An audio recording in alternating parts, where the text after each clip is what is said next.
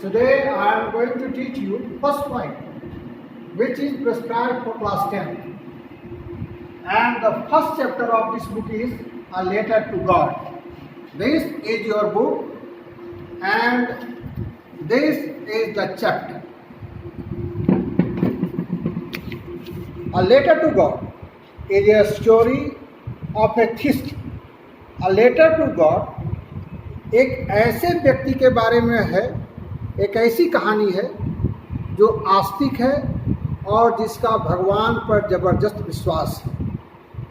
इसका इंट्रोडक्शन ये है कि कुछ ऐसा होता है कि उस व्यक्ति की खड़ी फसल मारी जाती है और वो ईश्वर से उसके एवज में मदद मांगता है और ईश्वर तो उसकी मदद नहीं करते हैं लेकिन ईश्वर स्रोत बना देते हैं और उस व्यक्ति को मदद मिल जाता है।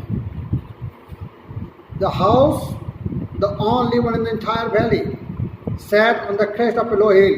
From this height, one could see the river and the field of ripe corn, dotted with the flowers that always promised a good harvest. The house, उस पूरे वैली में पहाड़ की फुनगी पर एकमात्र घर है और इसीलिए इसको द हाउस कहा गया है।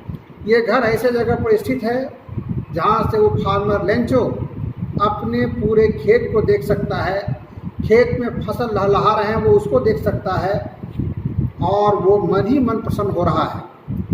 The only thing the earth needed was a dawn power or at least shower.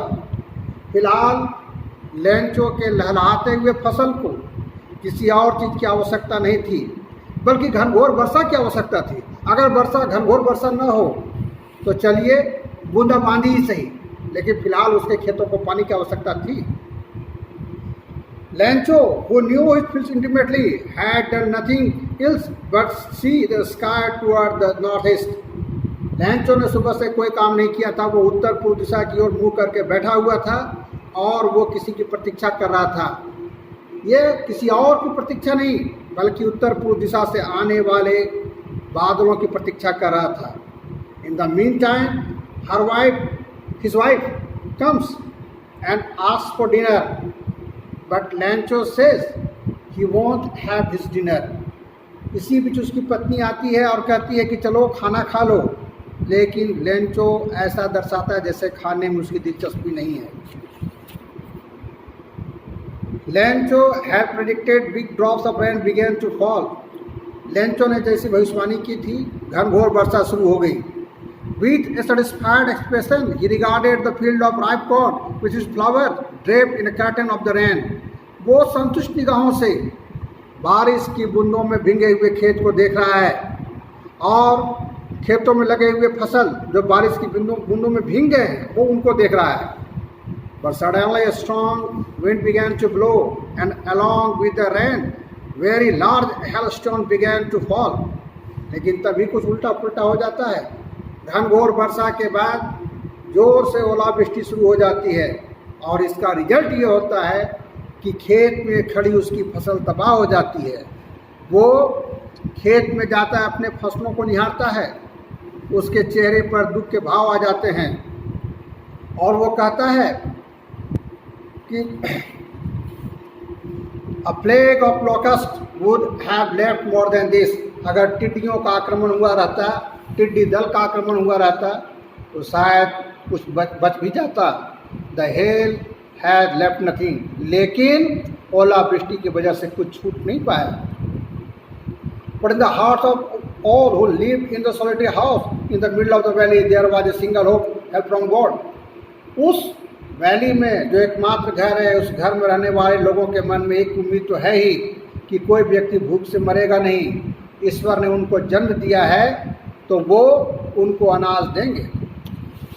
Lencho goes to the post office and writes a letter to God. इसी बीच लेंचो पोस्ट ऑफिस जा करके भगवान के नाम से एक चिट्ठी लिखता है। He mails the letter और उसके बाद में वो उस लेटर को पोस्ट कर देता है। As soon as an employee in the post office sorts out the letter, he gets surprised. और जैसे ही पोस्ट ऑफिस का एक एम्प्लॉय जो चिट्ठियों की छटाई करता है उसके हाथ में ये पत्र मिलता है तो वो अवाक रह जाता है, आश्चर्यचकित रह जाता है। Even the postmaster get surprise, और बेचारा पोस्टमास्टर वो भी सरप्राइज हो जाता है। क्यों?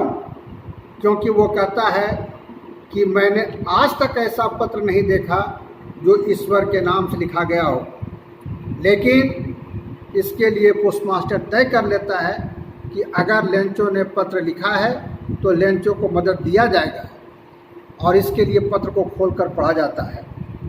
When the postmaster reads the letter, he finds Lencho doesn't need goodwill, but more than goodwill, he needs financial assistance। और जब पोस्टमास्टर लेटर को पढ़ता है तो पाता है कि लेंचो को सद्भावना की ज़रूरत नहीं है, लेंचो को आर्थिक मदद की ज़रूरत है। Lencho has demanded 100 pesos from God. इस पत्र में लेंचो ने भगवान से 100 पैसों का डिमांड किया है। The postmaster collects money from his employees and other friends. He himself gives a part of his salary, but he collects only 70 pesos and sends it back to Lencho. अब Lencho को ईश्वर से पैसा चाहिए। Postmaster को ये लगता है कि अगर पैसा नहीं देंगे तो ये हो सकता है कि ईश्वर से उसकी आस्था डिग जाए, इसलिए पैसा देना है। अतः लेंचो पैसा कलेक्ट करता है, अपने से भी देता है और अपने दोस्तों से लेता है, और इस तरीके से केवल 70 पैसों जमा होता है। वो 70 पैसों वो लेंचो को भेज देता है। The following Sunday Lencho came a bit earlier than usual to ask if there was letter for him। उस दिन सवेरे सवेरे लेंचो आया और आते ही उसने कहा कि क्या उसके नाम से कोई पत्र आया है। The post office employees, the postman hands him the letter. और उसके बाद पोस्ट ऑफिस में काम करने वाला जो एम्प्लॉय है वो लेंचो को पत्र देता है। Lencho opens the letter and find only 70 pesos। He gets angry. Lencho जैसे ही उस पत्र को खोलता है उसके अंदर से 70 पैसों निकलता है। क्योंकि उसने ईश्वर से 100 पैसों का डिमांड किया था, उसका गुस्सा भड़क जाता है और उसके बाद वो ईश्वर से कहता है, God of the money that I ask for only 70 pesos rest me. हे भगवान, मैंने आपसे 100 पैसों मांगा था लेकिन मेरे पास केवल 70 पैसों आए। Send me the rest. और बचा हुआ 30 पैसों आप मुझे दे दें या भेज दें। Since I need it very much. चूँकि मुझे इस पैसे की सख्त आवश्यकता है। But don't send it to me through the mail because the post office employees are a bunch of fruits Lencho. लेकिन इस बार पैसा आप डाक से न भेज करके स्वयं भेज देंगे, क्योंकि पोस्ट ऑफिस में काम करने वाले लोग पूर्ण रूपेण बेईमान हैं, दुष्ट हैं और वो सारा पैसा खा गए हैं। आपका Lencho. Today chapter is over. Thank you.